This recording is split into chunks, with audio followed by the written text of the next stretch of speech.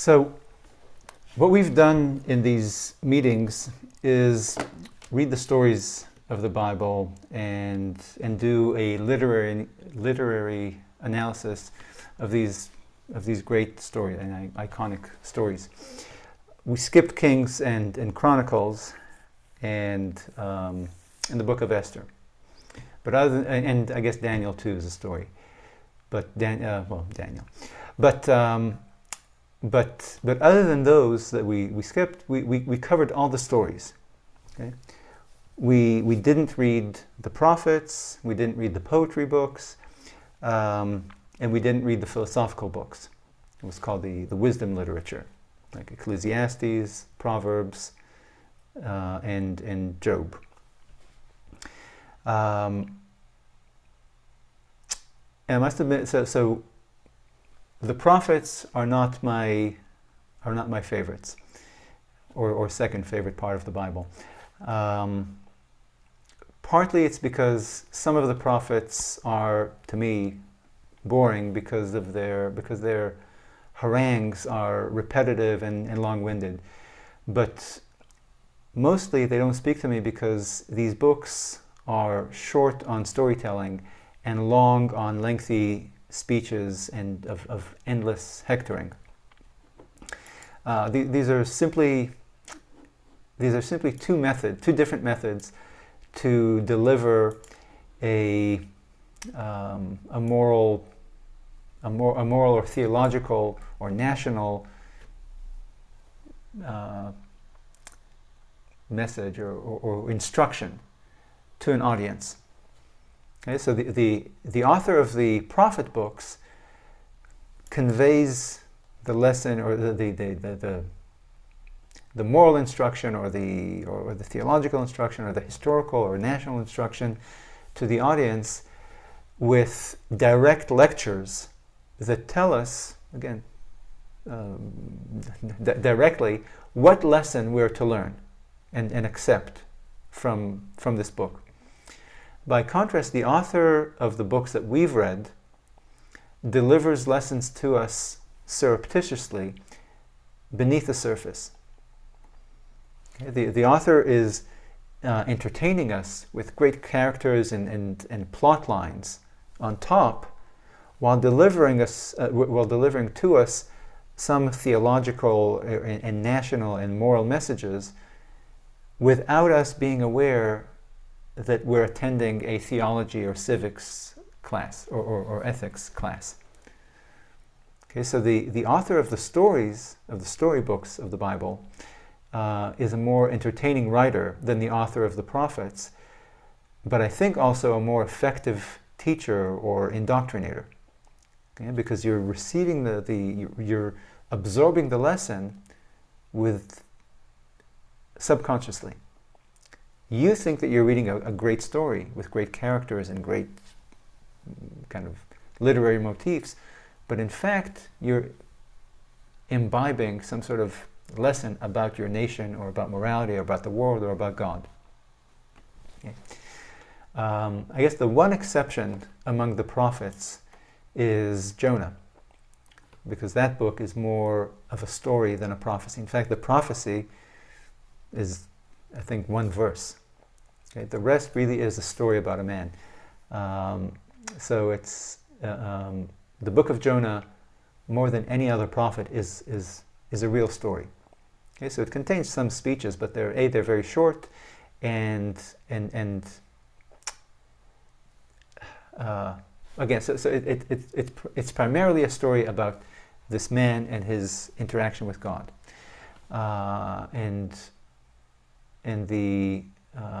so if the other prophets are long speeches connected by a bit of plot line, Jonah is the opposite. Jonah is mostly plot line that has one or two speeches.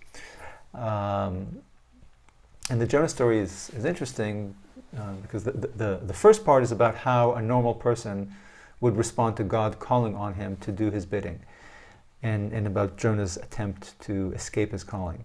But the second part is the more difficult part, about Jonah's complaint that God's forgiveness towards the people of Nineveh undermines God's prophet. And maybe even by extension undermine God himself as well. But in any case, so my point was that we've been focusing on the stories, and we're skipping all the prophets and the poetry and the wisdom books, except for Job. Okay, so next week we'll take a stab at the most famous of those wisdom books in reading Job. So please read chapters 1 through 16, 20 to 24, 29 to 31, and 38 to 42. It sounds like a lot, but you'll see that much of it is skimmable.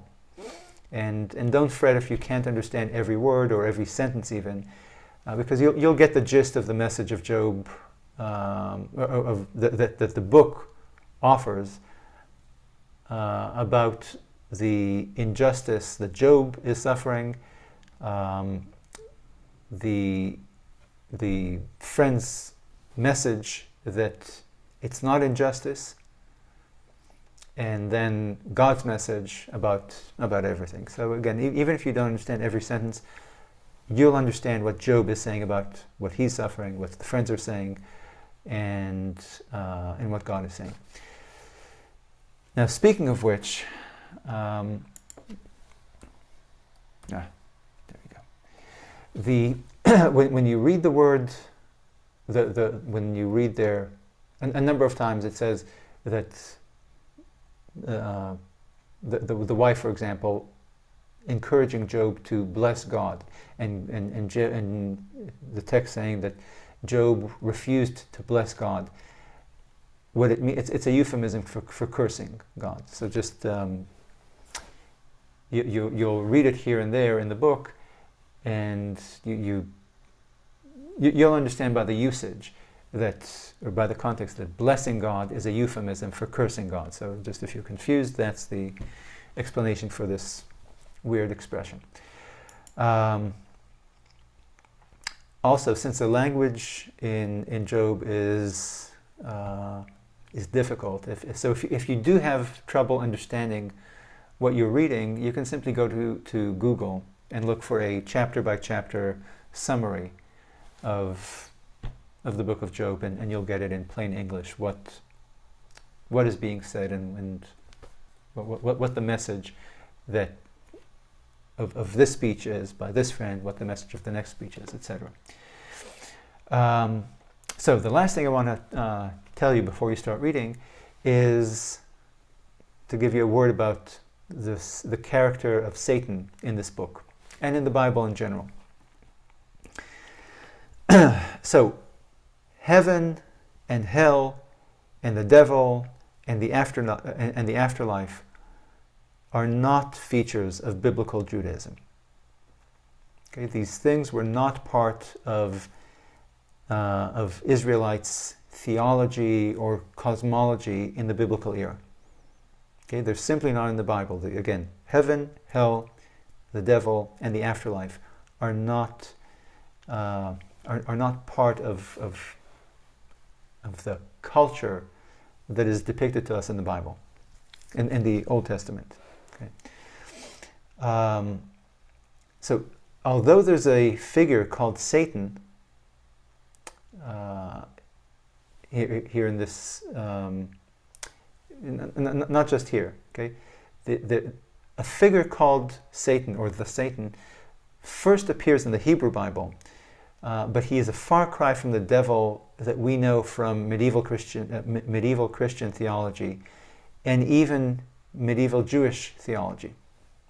Okay. And I'm going to quote John Gregory Drummond on this, his research on this. Here we go. In the Hebrew Bible, God's greatest enemies are not fallen angels commanding armies of demons, or even the gods of other nations, but rather human beings. It isn't the devil that spreads evil across the face of creation, it is mankind. When humans commit crimes or sins, they are not instruments of an evil spiritual force, but of their own nature. they are the authors of their bad actions. Okay. We discussed this when we contended with the issue of Pharaoh's heart, whether God really hardened Pharaoh's heart. Okay. So, other than human beings, God has no nemesis, nor are there malevolent spiritual forces not under God's authority. God is ultimately a God of justice.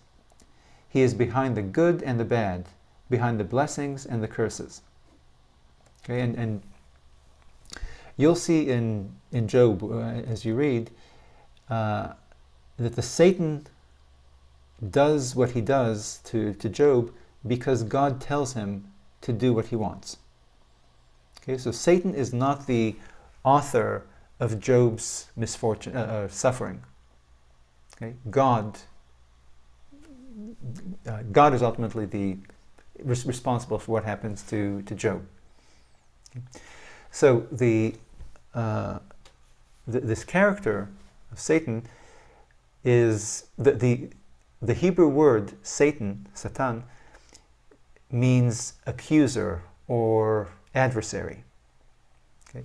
And it appears several times throughout the Hebrew Bible, and it refers to enemies, both human and celestial. Okay? So when referring to the celestial adversary, the word is usually accompanied by the word the definite article. Okay, so the Satan is referred to as ha-Satan, the Satan, the accuser or the enemy. Okay, and the indicates that it's a job description rather than a proper name. Okay, it's not, this isn't Satan, it's the Satan. Okay, it's like a job description. And from the Satan's appearances in the book of Job and Zechariah, it seems that the job entails calling attention to the unworthiness of mankind. Okay, the accuser, again, the Satan, is essentially the prosecuting attorney in the divine court. Okay, so kind of like a devil's advocate. Okay. And it's difficult to determine at which point in Israel's history this accuser began to take on a much more sinister role in the Jewish belief structure, or how this accuser, this prosecutor in God's court, became this devil, the prince of darkness that we know from the New Testament and from other Jewish and Christian literature. Okay. One explanation is that is to attribute this development to Israel's time in the Babylonian exile. Okay, it suggests that the transformation of the Satan into the devil, the prince of darkness, is the influence of the Persian religion's cosmic dualism, this fight between good and evil. But even within books written well after the Jews' return from Babylonia, from Persia, the accuser, again, the Satan, is still still performs the role of a lawyer, okay, of a devil's advocate. So, this explanation that it came from Babylonia, from Persia, doesn't work because we still see the traditional understanding of the Satan, even in literature written after the return from Babylonia. What is clear is that by the 1st century AD, so well after the completion and canonization of the Bible, of the Hebrew Bible, Judaism developed a belief in the divine forces of darkness doing battle against the divine forces of light. Okay, and this can be seen within the New Testament and within other Jewish writings of that time. Okay, so extra biblical literature found among the Dead Sea Scrolls, for example. Okay? And it's also in this period that we begin to see the development of the tradition of equating the talking serpent in the Garden of Eden with Satan, okay, with this devil. By the same token, we talked about how angels in the Hebrew Bible are messengers. We talked, the same word is used for messengers sent by God and messengers sent by human beings. Okay? There's no sense of a kingdom of heaven with a God and a devil and angels, etc.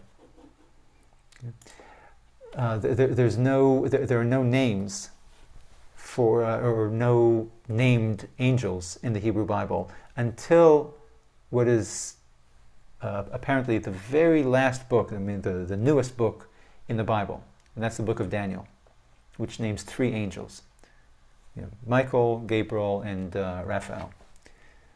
Okay. But so again, there are no named angels throughout the Bible, and the angels that we do find before the book of Daniel are all simply messengers sent by God, messengers sent by you and me. Okay. But then the last book, probably from the 3rd, 4th century BC, the book of Daniel, we see a much more mystical Judaism. We see these 3 named angels. We see an idea of an afterlife. Okay. But then moving forward, when you move to Jewish literature from the Roman period, again, this is after the completion and canonization of the Bible, we can name up to 700 angels, different angels. Okay, so just like we see with the devil and with the afterlife, Judaism in the late biblical era, okay, the era of the Second Temple, developed or maybe incorporated mystical elements that were foreign to the Judaism of the Torah and the books of Joshua and Judges and Samuel. Okay. And perhaps this mysticism, with angels and a devil and an afterlife and reward and punishment in the afterlife, again, heaven and hell, some sort of conception of the end of time, the apocalypse. Perhaps these mystical elements entered Judaism at that time when the Babylonian exiles returned to Judea under Ezra and Nehemiah, because these were also elements of Eastern religions to which Jewish exiles were exposed when they were in exile back east. But like I said, there's a timing problem with that too. So I guess it's unclear. But so it could have come from the outside into Judaism, but by the same token, perhaps this mysticism was an internal development within Judaism itself. Okay, so a natural evolution within Judaism rather than a foreign influence on Judaism. And so that maybe the timing after the return from Babylonia was completely coincidental. What is clear, though, is that these mystical elements were more prominent in the later books of the Hebrew Bible, from the Second Temple, and even more prominent in the post-biblical Jewish religious texts that we've uncovered, including the New Testament. Okay, so when you look at literature from the, again, the Maccabee era and the Roman era, you find a lot more of these mystical elements of, again, life after death, reward and punishment after death, devils, angels, etc. And that's it. So I hope you find this book interesting. It's not the most entertaining book because, again, like I said, it's not a good story like the ones we've read thus far. It's a series of long speeches, but it's interesting simply because of what happens at the end. Okay, so the speeches are long speeches, but then something happens at the end that retroactively makes all those speeches, makes you reconsider them and understand them differently. Okay, so it's kind of like if you remember the movie the Sixth Sense. Okay, so the movie, to me at least, was kind of boring, but then the reveal happens at the last scene, and all of a sudden the whole movie becomes retroactively actually really interesting. Okay, so you in this case you have Job's friends here defending God against Job's accusation of injustice. And then God finally appears in the final scene and rebukes them, not Job, for what they said. Which makes you then try to reconstruct, to understand what then is God's own defense against Job's accusations. Okay, so, I guess. So trust me, if it's boring, it'll become interesting at the end. Okay, so I'll see you then, and thank you.